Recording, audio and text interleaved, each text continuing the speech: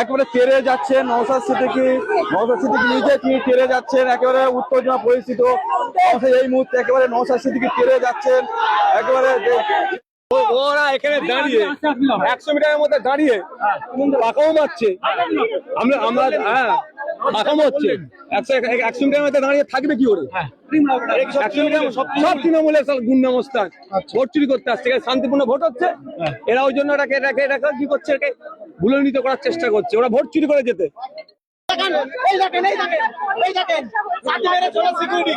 আপনার যদি ক্ষমতা থাকে কথা বলেন, আপনার ক্ষমতা থাকে লাঠি মারেন, আপনি কথা বলেন, আপনি কথা বলেন, আপনার সাথে কথা বলতে চাই স্যার, আপনার সাথে কথা বলতে চাই, কেন করছেন?